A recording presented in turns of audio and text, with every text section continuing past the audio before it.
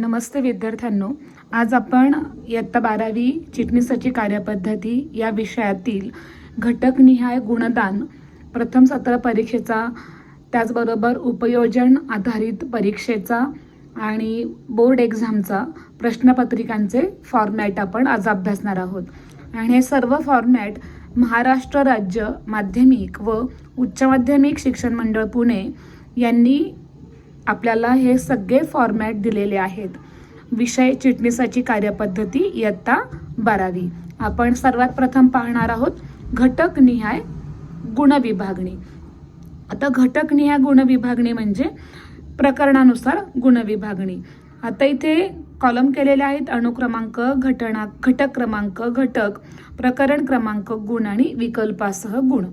आता इथे आपल्याला प्रकरण जे घटक 1 आहे त्यामध्ये संस्थात्मक वित्ताचे स्रोत आणि यामध्ये प्रकरण 1 आणि प्रकरण 2 असे मिळून प्रकरण 1चं नाव आहे संस्थात्मक वित्त व्यवस्थापनाची ओळख आणि प्रकरण 2 संस्थात्मक वित्त व्यवस्थेचे स्रोत. या 2 प्रकरणांना मिळून एकूण आपल्याला विकल्पासह 25 गुण आहेत आणि विकल्प सोडून आपल्याला 17 गुण आहेत.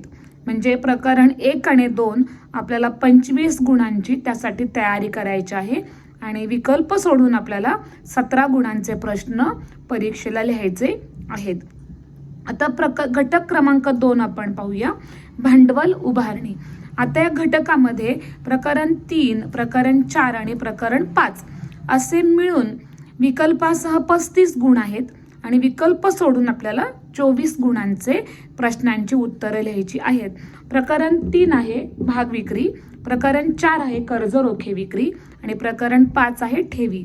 अशी तिन्ही प्रकरणं मिळून आपल्याला 35 मार्क विकल्पासह परीक्षेला त्याचे प्रश्न असणार आहेत. आता घटक क्रमांक 3 जो आहे चिटणीसाचा पत्रव्यवहार, यामध्ये प्रकरण 6, 7 आणि 8 ही तिन्ही प्रकरणं मिळून 18 मार्क विकल्पासह सहित आपल्याला प्रश्न विचारले जाणार आहेत. आपण 13 मार्काचे प्रश्न लिहायचे आहेत. प्रकरण 6 आहे सभासदांशी पत्रव्यवहार, 7 आहे कर्जरोखे धारकांशी पत्रव्यवहार आणि 8 आहे ठेवीदारांशी पत्रव्यवहार. अशा तिन्ही पत्रव्यवहारांना एकूण 18 मार्क आहेत. आता घटक 4 भागपेढी पद्धती, यामध्ये प्रकरण 9चा समावेश आहे. प्रकरण 9चं नाव आहे भागपेढी पद्धती. यामध्ये विकल्पासह 11 गुण आहेत आणि विकल्प सोडून आपल्याला 7 गुण आहेत.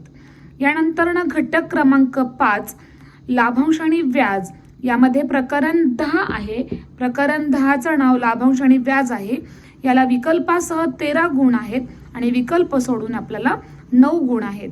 यानंतर घटक क्रमांक 6 वित्तीय बाजारामध्ये प्रकरण 11 आणि प्रकरण 12, प्रकरण 11 वित्तीय बाजार आणि प्रकरण 12 भाग बाजार अशी 2 प्रकरणं मिळून आपल्याला विकल्पासह 14 गुण आहेत आणि विकल्प सोडून आपल्याला 10 गुण आहेत. म्हणजेच आपल्याला आपला 12वीचा बोर्ड पेपर SP विषयाचा 116 मार्कांचा असणार आहे.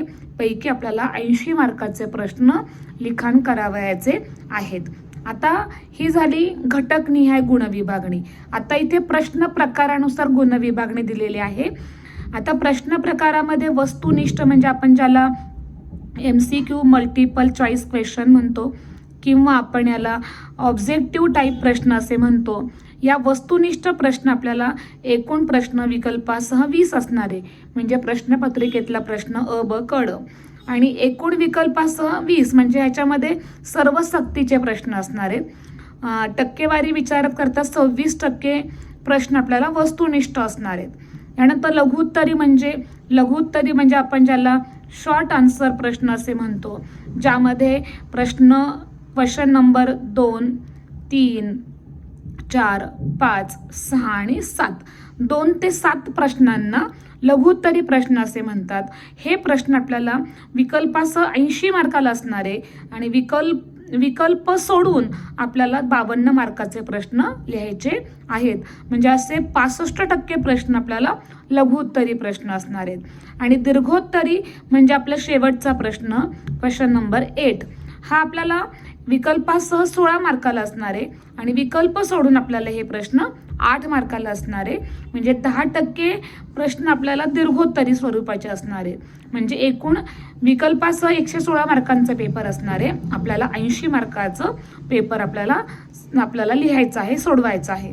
आता यानंतर आपण पाहणार आहोत उद्दिष्टानुसार गुण विभागणी. आता उद्दिष्ट म्हणजे काय, तर आपल्या कोणत्याही विषयामध्ये नवीन ज्ञान घेताना ज्ञान, आकलन, उपयोजन आणि कौशल्य यानुसार उद्दिष्ट असतात आणि त्यानुसार त्याचे गुण निर्धारित केलेले असतात. ज्ञान म्हणजे नॉलेज, आकलन म्हणजे ॲप्लिकेशन, ॲप्रिसिएशन, त्यानं उपयोजन म्हणजे इथे ॲप्लिकेशन असणारे आणि कौशल्य म्हणजे इथे असणारे स्किल आणि आकलनाला अंडरस्टँडिंग असं म्हणतात. आकलनाला अंडरस्टँडिंग असे म्हटले जाते. तर आपण उपयोजनाला ॲप्लिकेशन, कौशल्याला स्किल असं म्हटलं जातं. उपयोजनाला ॲप्लिकेशन बेस क्वेश्चन असणारे. के म्हणजे नॉलेज, आकलन म्हणजे अंडरस्टँडिंग आणि उपयोजन म्हणजे ॲप्लिकेशन, कौशल्य म्हणजे स्किल. अशा उद्दिष्टांवर आधारित आपल्याला प्रश्न इथे विचारले गेलेत. विकल्पासह ज्ञानावर 17 गुणांचे प्रश्न असणारे, 13 गुणांचे प्रश्न आपण सोडवणार आहोत. अंडरस्टँडिंग म्हणजे आकलनावर आपल्याला 38 मार्कांचे प्रश्न असणार आहेत. 26 मार्काचे प्रश्न आपण सोडवणार आहोत. उपयोजनावर म्हणजे ॲप्लिकेशन बेस आपल्याला 46 मार्कांचे प्रश्न असणार आहेत. आपण 31 मार्कांचे प्रश्न अटेम्प्ट करणार आहोत, सोडवणार आहोत. आणि कौशल्यावर 15 मार्काचे प्रश्न असणारे, आपण 10 मार्काचे प्रश्न सोडवणार आहोत. असे एकूण 80 मार्काचे आपल्याला प्रश्न सोडवायचे आणि 116 मार्काचे प्रश्न आपल्याला विचारले जाणार आहेत. ही झाली घटकनिहाय गुणविभागणी. आता यानंतर आपण पाहणार आहोत दिवाळीनंतर जी आपली परीक्षा आहे, पहिलीच 6माही परीक्षा, ज्याला आपण प्रथम सत्र परीक्षा असे म्हणतो. आता या प्रथम सत्र परीक्षेचा फॉर्मॅट देखील आपण विहित जो फॉर्मॅट दिलेला आहे महाराष्ट्र राज्य माध्यमिक व उच्च माध्यमिक शिक्षण मंडळ पुणे यांनी, तर हा फॉर्मॅट आहे. याला गुण आहे 50 गुण आणि वेळ आहे 2 तास 30 मिनिटे. आता प्रश्नपत्रिकेचा आराखडा समजावून घ्या नीट. प्रश्न पहिल्यामध्ये अ, ब, क असे 3 उपप्रश्न असणार आहेत. त्यातलं एका वाक्यात उत्तरे लिहा. प्रत्येकाला 1 गुण असणारे असे 5 प्रश्न विचारले जाणार आहेत. विकल्पासह 5 गुण आणि विकल्प सोडून सुद्धा 5 गुण असणार आहेत. ब असणारे योग्य शब्द किंवा शब्दसमूह किंवा संज्ञा लिहा. प्रत्येकाला 1 गुण असे 5 प्रश्न असणार आहेत. 5 विकल्प सोडून आणि विकल्पासहित 5ही गुण असणार आहेत. कंसातील अचूक पर्याय निवडा.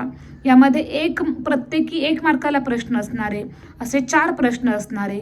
विकल्प सहित 4, विकल्प सोडून 4 असे आपल्याला प्रथम सत्रामध्ये 14 गुणांचे पहिला प्रश्न म्हणजे मगाशी आपण पाहिल्याप्रमाणे वस्तुनिष्ठ प्रश्न असणार आहेत, ज्याला आपण ऑब्जेक्टिव्ह टाईप किंवा MCQ प्रश्न असे म्हणतो. आता दुसरा प्रश्न जो आहे संज्ञा किंवा संकल्पना स्पष्ट करा. आपल्याला 4 पैकी 2 संकल्पना स्पष्ट करायच्यात. त्यासाठी प्रत्येक संकल्पनेला 2 गुण असणारे. आपल्याला विकल्पासहित 8 गुण आहे आणि विकल्प सोडून आपण 4 गुणांचेच प्रश्न सोडवायचे आहेत. फरक स्पष्ट करा.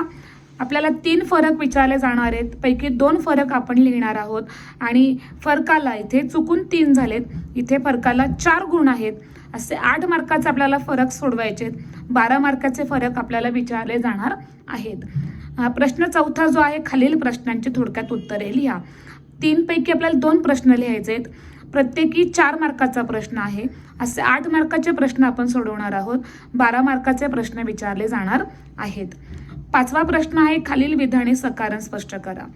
आपल्याला इथे जे विधान विचारणार आहेत ते विधान आपल्याला इथे 3 पैकी 2 विधानं लिहायची आणि या विधानांसाठी आपल्याला 4 गुण आहेत आणि असे 8 मार्काचे आपल्याला गुण इथे प्रश्न सोडवायचे आहेत. 12 मार्काचे प्रश्न आपल्याला विचारले जाणार आहेत आणि या सकारणामध्ये सगळे वाक्य ही होकारार्थी असतात. नकारार्थी वाक्य यामध्ये विचारली जात नाहीत. आणि प्रश्न शेवटचा 6व्यामध्ये खालील प्रश्नांची उत्तरे लिहा. दीर्घोत्तरी प्रश्न असतो. यामध्ये तुम्हाला प्रश्नाला 8 गुण असणारे आणि 2 पैकी आपल्याला 1 प्रश्न सोडवायचा आहे. असे आपल्याला 8 मार्काचा प्रश्न सोडवायचा आहे.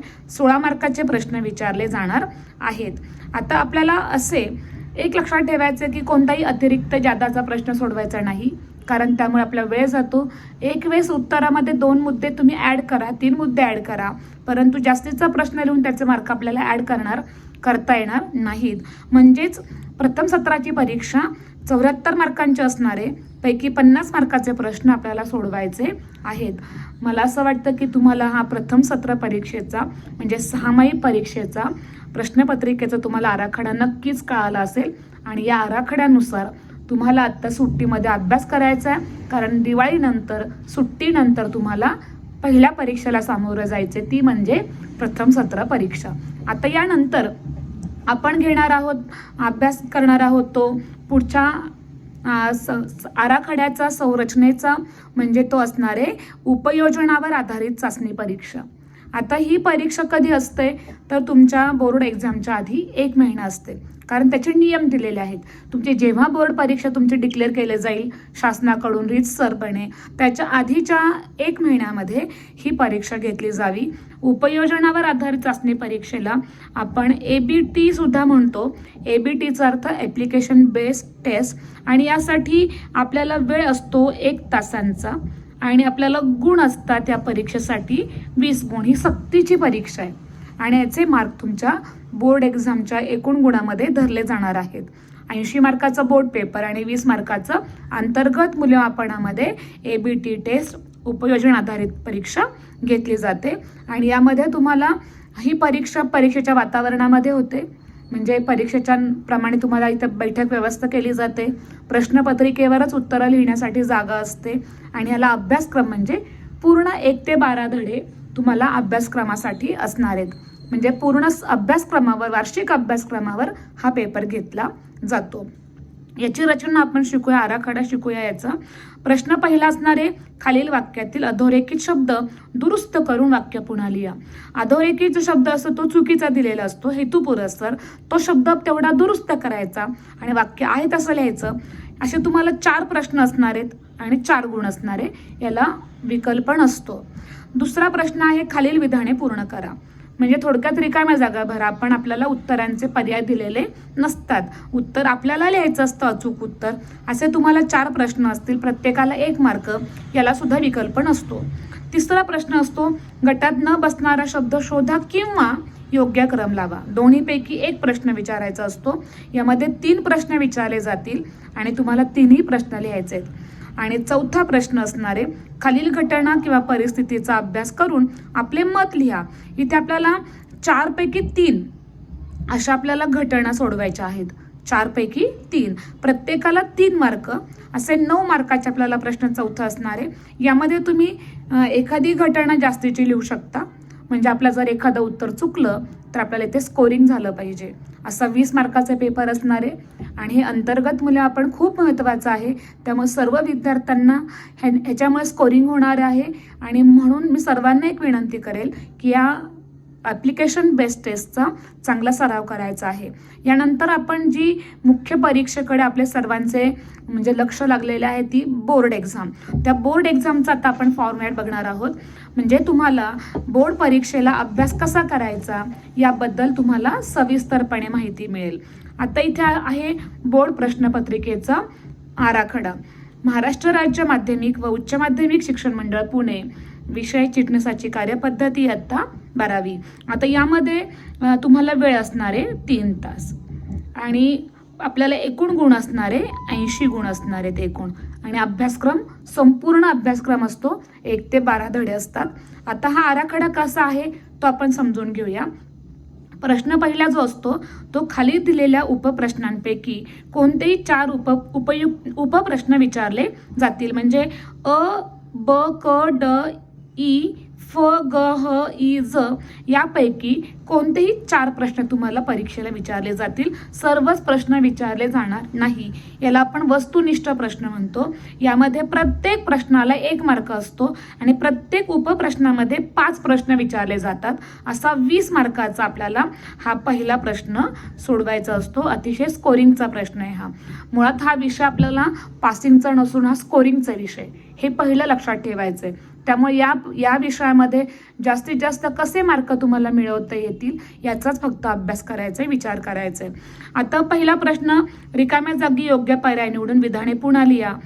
प्रत्येक प्रश्नाला 1 गुण, असे 5 प्रश्न असणार आहेत आणि आपल्याला विकल्प सोडून विकल्पासहित 5च गुण असणार आहे. जोड्याजुळामध्ये प्रत्येकाला 1 मार्क, एकूण 5 प्रश्न असणारे, विकल्पासहित विकल्प सोडून 5 गुण असणारे. योग्य शब्द, शब्दसमूह, संज्ञा लिहा, प्रत्येकी 1 गुण, असे 5 प्रश्न असणारे. विकल्पासहित 5 आणि विकल्प सोडून 5 गुण असणारे. बरोबर की चूक ते लिहा, असे प्रत्येकी 1 मार्काचे प्रश्न, असे 5 प्रश्न. गटात न बसणारा शब्द शोधा, खालील विधाने पूर्ण करा, कंसातील अचूक पर्याय निवडा, एका वाक्यात उत्तरे लिहा, खालील वाक्यातील अधोरेखित शब्द दुरुस्त करून वाक्य पुन्हा लिहा आणि योग्य क्रम लावा. असे प्रत्येकी 1 मार्काचे प्रश्न, एकूण 5 प्रश्न, विकल्पासहित 5, विकल्प सोडून 5, असा 20 मार्काचा पहिला प्रश्न आपल्या सर्वांना सोडवायचा आहे आणि त्यामध्ये पूर्ण मार्क घ्यायचे आहेत. आता दुसरा प्रश्न पाहू आपण. खालील संज्ञा किंवा संकल्पना स्पष्ट करा. प्रत्येक संज्ञेला 2 मार्क आहेत आणि 6 संज्ञा विचारलेल्या असतात. आपल्याला 4च संज्ञा सोडवायच्यात. एकूण 8 मार्काचे आपल्याला प्रश्न सोडवायचे, 12 मार्काचे प्रश्न विचारले जातात. तिसरा प्रश्न आहे, खालील घटना परिस्थितीचा अभ्यास करून आपले मत लिहा. तुम्हाला प्रत्येक घटनेला 3 मार्क आहे. 3 घटना विचारल्या जातील, पैकी 2च घटना आपल्याला सोडवायच्या आहेत. एकूण 6 गुणांचे प्रश्न आपण सोडवणार आहोत आणि विचारले 9 गुणांचे प्रश्न विचारले जाणार आहेत. आता चौथा प्रश्न, फरक स्पष्ट करा. प्रत्येक फरकाला 4 गुण आहेत. 4 फरकापैकी 3 फरक आपल्याला लिहायचे, 12 मार्काचे फरक सोडवायचे, 16 मार्काचे फरक विचारले जातील. प्रत्येक मुद्द्यामध्ये एका मुद्द्याला 1 मार्क असतो, असं विचारात घेऊन प्रत्येक उत्तरामध्ये प्रश्न पहिला सोडून 2 ते 8 मध्ये 2 मुद्दे एक जास्तीचे लिहायचे आहेत, म्हणजे आपलं पूर्ण स्कोरिंग आपण करू शकू. आता प्रश्न 5वा आपण समजून घेऊया. प्रश्न 5वा आहे, खालील प्रश्नांची थोडक्यात उत्तरे लिहा. थोडक्यात जरी म्हटलं तरी उत्तर परिपूर्ण लिहा, असं त्याचा मागचा अर्थ अभिप्रेत असतो. 3 प्रश्न विचारले जातील, पैकी आपल्याला 2 प्रश्नांची उत्तरे लिहायची आणि प्रत्येक प्रश्नाला 3 गुण असणारे, असे आपल्याला 8 गुणांचे प्रश्न सोडवायचे आणि एकूण आपल्याला इथे 12 गुणांचे प्रश्न विचारले जाणार आहेत. आता 6वा जो प्रश्न आहे, खालील विधाने सकारण स्पष्ट करा. आता यामध्ये तुम्हाला 4 विधानं विचारले जातील, त्यातली आपल्याला 2 विधानं सोडवायची आहेत. प्रत्येक विधानाला 4 गुण आहेत, असे 8 गुणांचे आपल्याला प्रश्न लिहायचे आहेत आणि 16 गुणांचे प्रश्न विचारले जाणार आहेत. 7वा प्रश्न जो आहे, खालील प्रश्न सोडवा. यामध्ये पत्रलेखन लक्षात ठेवा, म्हणजे यामध्ये प्रकरण 6, प्रकरण 7 आणि प्रकरण 8 मधले प्रत्येकी एक पत्र विचारलं जाणार आहे आणि यामध्ये 3 पत्र विचारणार आहेत, पैकी 2 पत्र आपल्याला लिहायचे आणि प्रत्येक पत्राला इथे 5 मार्क आपल्याला आहेत. असे 10 मार्काचे आपल्याला प्रश्न सोडवायचे, 15 मार्काचे प्रश्न विचारले जाणार आहेत. तुम्हाला एक आवर्जून सांगते, या प्रत्येक प्रकरणात प्रकरण 6, प्रकरण 7 आणि प्रकरण 8 मध्ये 5 पत्र आहेत, अशी एकूण 15 पत्र आहेत. त्या प्रत्येक प्रकरणावर 1 प्रश्न बोर्डाला विचारलाच जाणार आहे. त्यामुळे तुम्हाला इथे 2 पत्रांची तयारी, 2 पत्र तुम्हाला इथे बोर्ड परीक्षेला लिहायची आहेत. आणि शेवटचा प्रश्न जो आहे, खालील प्रश्नांची उत्तरे लिहा. हा दीर्घोत्तरी प्रश्न आहे. यामध्ये 2 प्रश्न विचारले जातील, 1 प्रश्न सोडवायचा आहे. यामध्ये तुम्हाला 8 मार्क, 2 प्रश्न असतील, इथे 8 मार्काला तुम्हाला हा प्रत्येकी प्रश्न आहे. 8 मार्कांचा आपल्याला अटेम्प्ट करायचे प्रश्न, 16 मार्काचे प्रश्न विचारले जातील, म्हणजे असं एकूण 116 मार्काचा पेपर असणार आहे. 80 मार्क आपण यामध्ये अटेम्प्ट करणार आहोत. तर मला असं वाटतं की तुम्हाला सर्वांना हा आत्ताचा बोर्ड प्रश्नपत्रिकेचा फॉर्मॅट तुम्हाला नक्कीच कळालं असेल आणि तुम्हाला पुन्हा एकदा मी शिक्षक या नात्याने, तुमची जबाबदार घटक या नात्याने विद्यार्थ्यांनी अगदी मनापासून अभ्यास करायचा आहे की जेणेकरून हा विषय स्कोरिंगचा विषय आहे, त्यामुळे तुम्हाला या विषयामध्ये खूप चांगले मार्क मिळणार आहेत. तुम्हाला बोर्डाच्या परीक्षेसाठी, तुमची जेव्हा परीक्षा बोर्डाची शासनाकडून डिक्लेअर केली जाईल त्या परीक्षेसाठी तुम्हाला माझ्याकडून खूप खूप खूप शुभेच्छा. धन्यवाद.